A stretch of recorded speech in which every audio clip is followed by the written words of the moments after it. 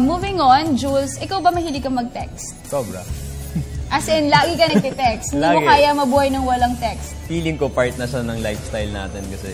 Pero syempre, may mga iba rin tayo, mga kababayan dyan na nagtitipid. So, alam mo ba, sinabi ng National Telecommunications Commission na overpriced daw ang sinisingil na piso kada text. Talaga? Yes, sinasabi nila dapat 80 centavos lang. Syempre, para po bigyan linaw ang patungkol dyan, makasama natin this morning. Let us all welcome our very special guest, Director Edgardo Cabarrios ng National Telecommunications Commission. Good morning, Director. Good morning, Dian. Good morning, Jules. Good morning po. Alright, sir. Sir, ano po ba yung pinaka-claim natin dito na 80 centavos? Ano po yung basis natin dito? Well, noong pong November 2011, inutusan po sila na magbaba ng interconnection charge sa mga text messages. Dati kasi, pagka ang text na nagmumula sa Globe papuntang Smart o Globe papuntang Sun, nagbabayad ang Globe sa Smart o sa Sun ng 35 centavos. 35 centavos. So, inutusan silang ibaba yun ng 15 centavos. So, sumunod po sila doon. So, ang ibig sabihin noon is yung bayaran nila ay bumaba ng 20 centavos. So, ang sabi ng Commission, dapat yung 20 centavos na yan na natipid ninyo, dapat mapunta yan sa mga subscribers ninyo na nagte-text mula one network papunta sa kabilang network. So, dapat yung presyo mo na dati piso, dapat 80 centavos na lang. Dahil para ibigay na rin sa consumers yung 20 centavos. Hindi dapat na yung 20 centavos na tipid ay sa kanila. Dapat mapunta yon. Yun po yung dahilan kung bakit inutusan silang ibaba yung presyo ng text messages papunta from one network to the other. Yun po yun. So, dapat nung December 1, 2011 ay nagbaba na sila. Okay. Hindi po nila binaba, may nagreklamo. So, dinimand na po sila ng commission base sa reklamo at nagdesisyon po yung commission noong November 2012 na apat po yung decision apat po yung kautusan sa kanila. Una, ibaba ka agad mula piso gawing maximum 80 centavos, no? Pangalawa, i-refund nila yung sobrang 20 centavos. From year 2011? From December 1, 2011 yun. Hanggang sa this year. Ibaba nila sa 80 centavos. Okay. At yung pagre-refund nila ay sa lahat, yung postpaid sa prepaid. Wow. Pangatlong kautusan is magbayad sila ng multa. 200 pesos per day hanggang nila yung singil na 1 peso to 80 centavos. At pang-apat sa kautusan na yon ay isumiti nila sa NTC yung listahan o yung dokumento o records ng mga subscribers na nagpadala ng text mula one network to the other para malaman yung eksaktong amount ng i-refund nila at kung paano nila i-refund yung excess amount na yan. Yun po yung apat na kautusan. Pero kaya lang, hindi ba, Director, medyo complicated lalabas since kung noong 2011 pa marami sa atin yung mga may promo din, mga only text. Paano yung promo kasi hindi kasama. Hindi kasama. Yun lang siningil ng piso. Yung mga promo kasi less than 1 peso yun . Okay. Yung mga bucket prices nila, less than 1 peso ang text yun. Sa katunayan kasi, yung bucket pricing nila, ang average na presyo ng text 10 centavos. So malayo sa 80 centavos. Hindi kasama yon. Yun lang tumatawid ng networks at siningil ng piso. Well, I just hope natin yan kasi lalo na yung mga prepaid and postpaid users talagang napakarami. At bukod dun sa mga promos, minsan tumatawid ka rin ng piso kahit naka-promo ka kung kailangan mong mag-text from Globe to Smart or vice versa. Yes, pero Director, kamusta po ngayon? Anong status natin sa ngayon?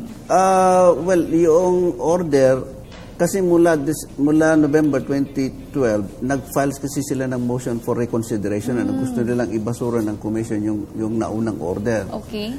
Noong May 7, dininay na po yun, yung kanilang motion for recon. So, final na po yung decision as far as the commission is concerned.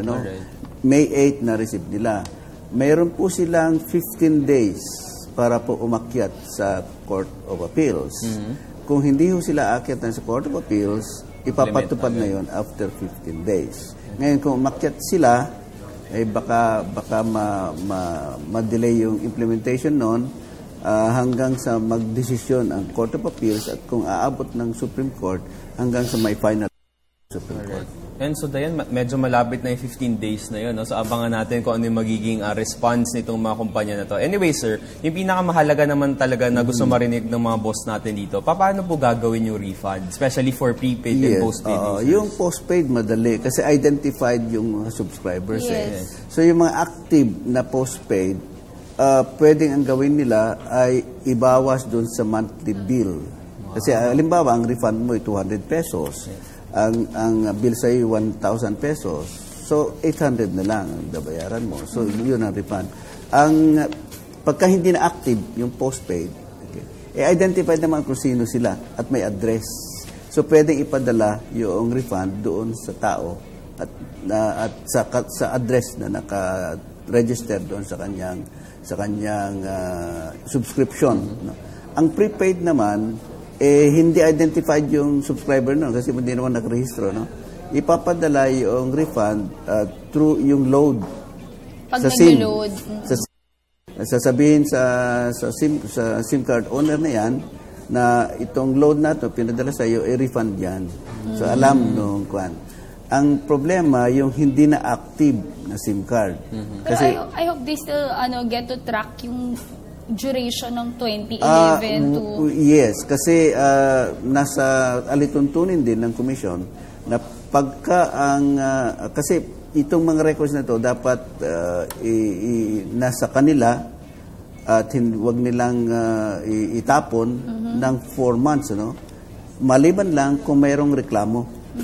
Ito sinampay yung reklamo December December 2011. So dapat from December 2011 kasi mayroong reklamo hindi dapat itapon yung mga records na yan. Kaya nga doon sa order, kasama sa order na isumiti nila yung mga records na yan. Pero alam mo, Director, sigurado ako kapag maipasa ito, maraming consumers ang matutuwa dahil good news ito dahil bukod sa makakatipid, may mga refund pa sila pong makukuha. Pero Director, kakumpiyansa na do you think mananalo ang NTC sa kasong ito?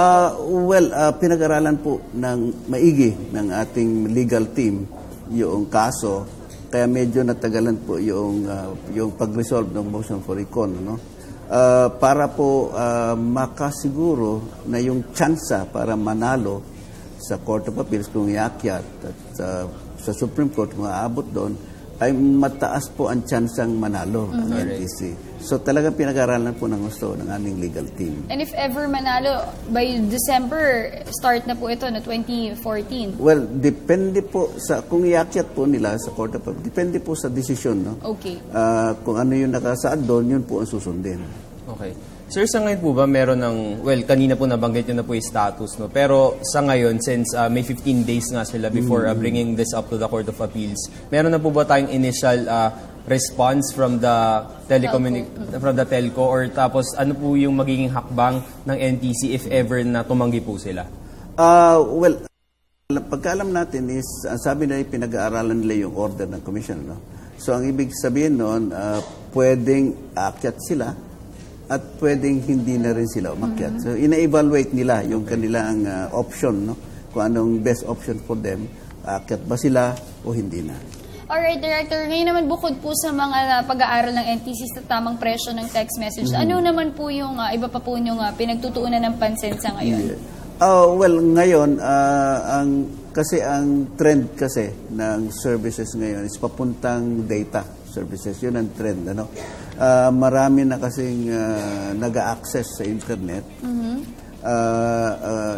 Yung mga devices kasi natin nagiging marami ng smart devices. So at nagmumura na rin yung access sa internet. So yun ang direksyon papuntang access. So yun ang pinagtutunan ng pansin ng komisyon ngayon, ang pag-develop ng broadband network sa Pilipinas. Kasi pag na-develop mo yan at lumaki ng bibilis yung speed na ma-experience ng ating mga kababayan at ang presyo bababa. So yun po yung pinagkakabalahan ngayon ng komisyon, paano ma-develop ng mabilis yung broadband network para mapababa ang presyo, mapaganda yung kalidad ng serbisyo. Okay. Sir, okay, sa pagtatapos po nung panayan po natin ngayon, baka po may mensahe po kayo sa mga boss po natin, lalo na sa mga company, syempre, na nag-evaluate pa ngayon. Well, sa ating mga boss, good morning boss, ang ating gustong sabihin sa kanila, ang NTC nariyan para protektahan ang kanilang interest. Pinag-aaralan po ng gusto ng komisyon, base sa kanyang limitado ding kapangyarihan na base sa batas, ang lahat ng kanya magagawa para maisiguro na ang kalidad ng serbisyo mataas at ang presyo ay affordable, yung kayang-kayang bayaran ng ating mga consumers. Alright, siguro for now, wala tayong ibang magagawa dyan kundi mag-antay kung ano bang magiging resulta ng kasong ito. Pero syempre, lahat tayo nag-wish tayo na sana makatipid tayo lalo bilang mga consumers at ma-refund natin anong dapat para sa atin. Alright, thank you so much for joining us this morning. Thank you. That was Director Edgardo Cabarrios, National Telecommunications Commission. Thank you so much. Thank you.